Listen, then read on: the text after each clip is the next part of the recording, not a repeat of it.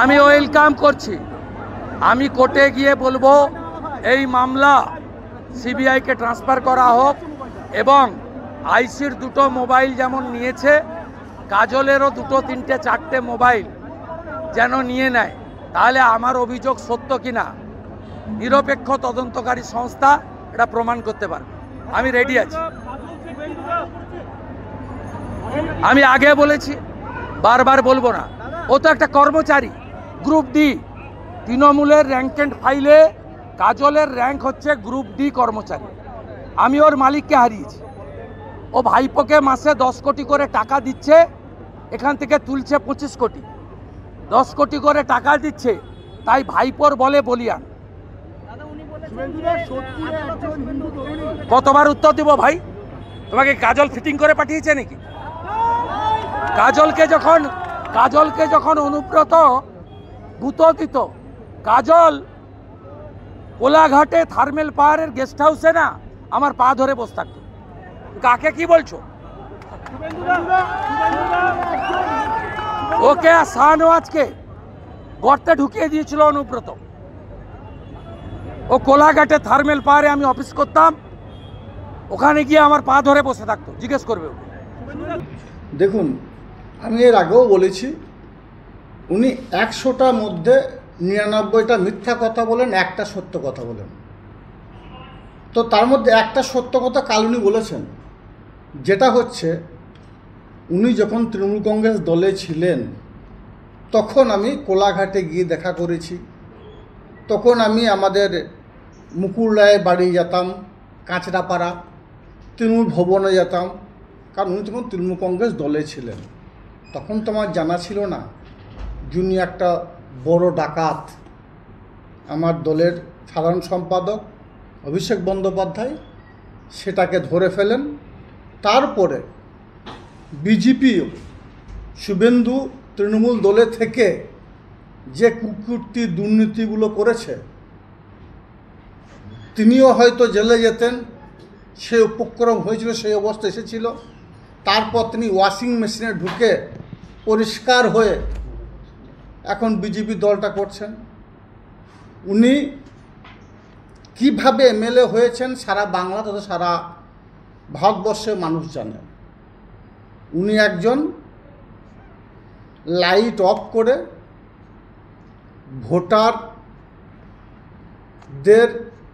যে ভোটার লিস্টের যে বাক্স থাকে সেই বাক্সকে চেঞ্জ করে উনি এমএলএ হয়েছেন। তার জন্যে একটা কথা সত্য বলেছেন, বাকিও উনি যে বিষয়গুলো বলেছেন, যেটা হচ্ছে বীরভূম জেলা পরিষদ, ওনার জানা থাকা উচিত উনি বিরোধী দলনেতা। বীরভূম জেলা পরিষদ নয়, সারা বাংলার যে জেলা পরিষদগুলো আছে, ই টেন্ডারের মাধ্যমে এজেন্সিরা কাজ নেয়। ই টেন্ডারটা কি যদি ওনার জানা না থাকে তাহলে ওনাকে বলবো একদিন আসুন বীরভূম জেলা পরিষদ, আপনাকে আমার আধিকারিকরা বিষয়টা বুঝিয়ে বলবে।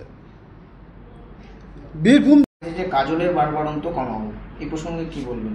আমি তো আগেও বলেছি, উনি একটা সূত্র দিয়ে গেছেন সিবিআই, কাজল শেখকে ইডি সিবিআই ভয় দেখে লাভ হবে না।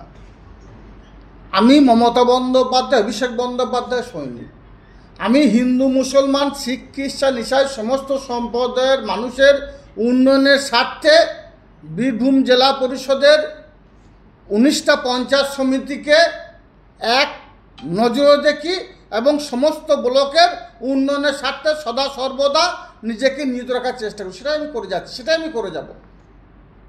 তাই উনি কি বললেন সেটা নিয়ে আমি চিন্তিত নই। আমি এটাই আমার বক্তব্য যে উনি যে কথাগুলো বলছেন, ওনাকে কেউ লিখে দিয়েছে, সেই লেখাটা পড়ে পড়ে বলছেন, তার মানে উনি বীরভূম জেলার খবর রাখেন না। ওনাকে কেউ বলাচ্ছে, উনি সেটাই বলছেন। ওনাকে বলবো আপনি বিরোধী দলনেতা আসনে আছেন, একটা ভালো জায়গাতে আছেন, স্বভাবতই প্রত্যেকটি বিষয় খোঁজ খবর নিয়ে কথা বলা উচিত বলে মনে করি। আমি প্রত্যেকটি বিষয় খোঁজ খবর নিয়ে কথা বলি, খোঁজ খবর না নিয়ে কোনো কথা বলি না। অবশ্যই আমি একটা প্রত্যন্ত গ্রাম থেকে উঠে এসেছি, লয়ার মাধ্যমে উঠে এসেছি, আমি সিঁড়ি বেয়ে উঠে এসেছি, লিফটে চড়ে নামিনি। স্বভাবতই আমার ঘাটে অনেক ঘাটে জল আছে, আমাকে ধমকে চমকে লাভ হবে না। আমি মমতা বন্দ্যোপাধ্যায়ের সৈনিক ছিলাম, আছি, থাকবো। আমি অভিষেক বন্দ্যোপাধ্যায়ের সৈনিক ছিলাম, আছি, থাকবো। লিখে দিয়েছেন বলছেন, এই লিখে দেওয়াটা কি আপনার দলের লোকজন লিখে দিয়েছে না ওদের দলের লোক? সে প্রশ্নটা ওনাকেই করা উচিত। লেখাটা আপনিও দেখেছেন নিশ্চয়ই, আপনিও দেখেছেন, উনি পড়ছেন, নামগুলো দেখে দেখে বলছেন। তার মানে ওনাকে বলানো হচ্ছে, কেউ ওনাকে বলাচ্ছে। কে বলাচ্ছে, কী জন্য বলাচ্ছে, তার ইন্টারেস্ট কি, ও বিষয়ে মন্তব্য করতে যাব না। কিন্তু 2026 নির্বাচনে শুভেন্দুবাবু বীরভূম জেলার 11টা বিধানসভায় 11টাতে জোড়া ফুল ফুটবে। মমতা বন্দ্যোপাধ্যায়, অভিষেক বন্দ্যোপাধ্যায়, মমতা প্রার্থীরাও জিতবে। কোনো বিধানসভাতে একটা ফুল ফুটবে না, ভোট বাক্স খুলবেন তো আপনি শুধু সর্ষের ফুল দেখতে পাবেন। কথাটা মিলিয়ে নেবেন। বলছি যে এজেন্সিরা কাজ করছে তাদের মধ্যে কমসে কম 50% এজেন্সি হিন্দু, 50% মুসলিম। যদিও আমরা হিন্দু মুসলমানের মধ্যে ভাগ ভাগ করি না, আমাদের মাননীয় মুখ্যমন্ত্রী মাননীয় মমতা বন্দ্যোপাধ্যায় এটা আমাদের শেখায়নি।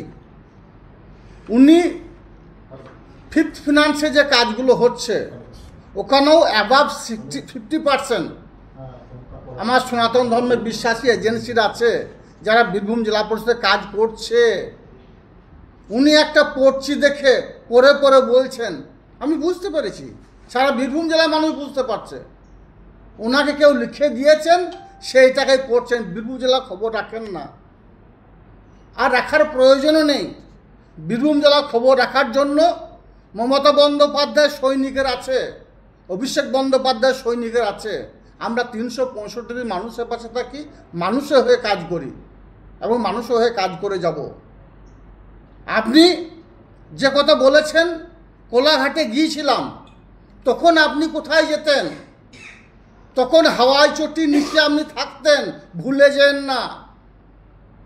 হাওয়াই চটির নিচে থেকে একের পর এক পদ, একের পর এক নেতৃত্ব, মন্ত্রিত্ব তিনি মাননীয় মুখ্যমন্ত্রী মাননীয় মমতা বন্দ্যোপাধ্যায়ের দয়ায় হয়েছিলেন, নেতা বেনেছিলেন।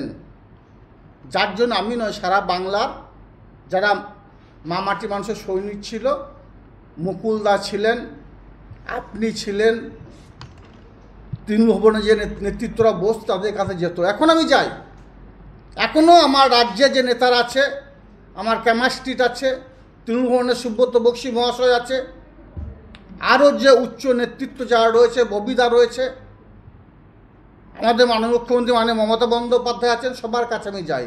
কারণ এই জন্য যাই, বীরভূম জেলার উন্নয়নের স্বার্থে আমি যাই।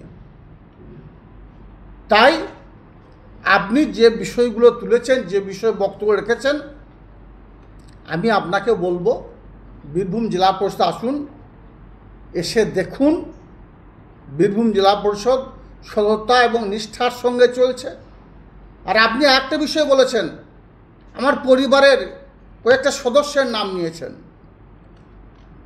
আপনারা সাংবাদিক বন্ধু ভাইদের কাছে আমার প্রশ্ন বা আপনাদের জানা থাকবে যে কাজল শেখকে বারবার হত্যা করা চক্রান্ত করা হয়েছিল এই বীরভূম জেলায়।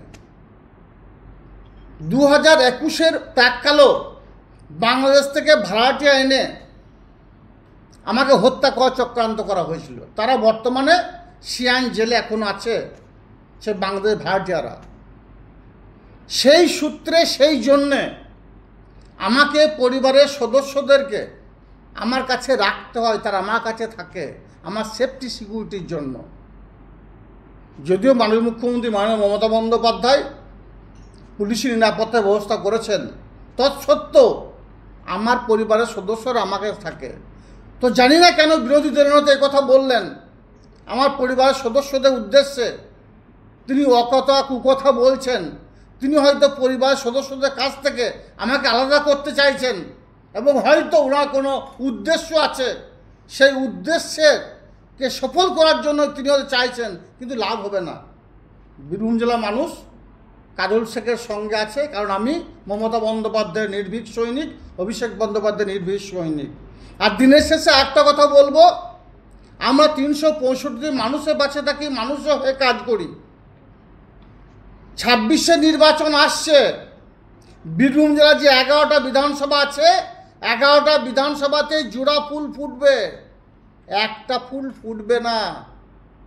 আপনি যে আশা নিয়ে বীরভূম এসেছেন, পা রেখেছেন, গোলা জলে মাছ ধরতে চাইছেন, লাভ হবে না। আপনাকে খালি হাতেই বীরভূম থেকে ফিরতে হবে। বীরভূম জেলার মামাটি মানুষের সৈনিক যারা আছে, তারা সংঘবদ্ধভাবে একত্রিত হবে, কাঁধে কাঁধ মিলিয়ে মমতা বন্দ্যোপাধ্যায়, অভিষেক বন্দ্যোপাধ্যায় যাকে নমিনেশন দেবে, যাকে প্রার্থী করবে, তার হয়েই লড়াই করবে। দিনের শেষে এই কথাটা ভালো করে শুনে রাখুন, কথাটা মিলিয়ে নেবেন। বীরভূম জেলায় 11টা যে বিধানসভা আছে, 11টা বিধানসভাতে জোড়া ফুল ফুটবে, মমতা বন্দ্যোপাধ্যায়, অভিষেক বন্দ্যোপাধ্যায় মনোনীত প্রার্থীরা জিতবে, আর বিজেপিকে নাস্তা নাবুদ করে ছাড়ব, কথাটা মিলিয়ে নেবেন। দাদা, শুভেন্দু অধিকারীর মুখে বারবার কাদের নাম উঠছে, কাদেরটা কি? সেটা ওনাকেই প্রশ্ন করুন। যিনি প্রশ্ন করছেন, যিনি কথা বলছেন, যিনি কাদের নাম করেছেন, তেনাকে প্রশ্ন করুন। তিনি তোলাবাজ বলে, তাকে তোলাবাজ বলে আখ্যা দিচ্ছেন। প্রমাণ করতে হবে। এমনি আমি তো বলেছি 100টার মধ্যে 99টা মিথ্যা কথা বলেছেন। 99টা মিথ্যা কথা আমি প্রমাণ তথ্য দিয়েছি আপনাদেরকে। আর যেটা সত্য বলেছেন আমি সেটা স্বীকার করেছি, কারণ আমি ইসলাম ধর্মে বিশ্বাসী, মুসলিম ঘরে জন্ম নিয়েছি। আমি সত্য কথা বলতে ভালোবাসি, সত্য কথা বলি। আমি মমতা বন্দ্যোপাধ্যায়কে মা মনে করেছি। মমতা বন্দ্যোপাধ্যায় আমার মা ছিল, আছে, থাকবে। মমতা বন্দ্যোপাধ্যায় সৈনিক, আমি সৈনিক হয়েছিলাম, আছি, থাকব। আমি কোনো দুর্নীতির সঙ্গে যুক্ত ছিলাম না, এখনও থাকি না, ভবিষ্যতেও থাকবো না। আমি দলটা করি, এটা আমার নেশা, আমার পেশা নয়। উনি পেশা হিসেবে নিয়েছিলেন, তাই ওনাকে ওয়াশিং মেশিনে গিয়ে ঢুকতে হয়েছে। আমি ঢুকবো না। আর আমাকে ইডি সিবিআই ভয় দেখে লাভ হবে না, এই মামলা লাভ হবে না। এই মামলার সিবিআই তদন্তের দাবি করছে শুভেন্দু অধিকারী, এবং তার পাশাপাশি আপনার ফোনও যাতে বাজেয়াপ্ত করা হয় সেই দাবি তিনি করছেন। আমার ফোন যখন চাইবে, আপনাকে সামনে বলছি আমি, আমার ফোনটা তখনই আমি দিয়ে দেবো, আমি দিতে প্রস্তুত আছি। কিন্তু উনি সিবিআই ইডি ছাড়া আর কি কিছু বোঝেন না। বাংলার পুলিশ আছে, বাংলার পুলিশ প্রশাসন আছে, তারা নিরপেক্ষভাবে প্রত্যেকটি বিষয়ে তদন্ত করছে। এই বিষয়ে তদন্ত হোক, আমিও চাই তদন্ত হোক। উনি যে মিথ্যা কথা বলছেন, তার জন্য আমি আগেই বলেছি কোর্টে দেখা হবে। কিন্তু হঠাৎ উনি সিবিআই কোর্ট থেকে নিয়ে চলে এলেন। সিবিআই ভয় দেখিয়ে, ইডির ভয় দেখিয়ে কাজল শেখকে আপনি পিছু হটাতে পারবেন না। কাজল শেখ ইডি সিবিআইকে ভয় পায়।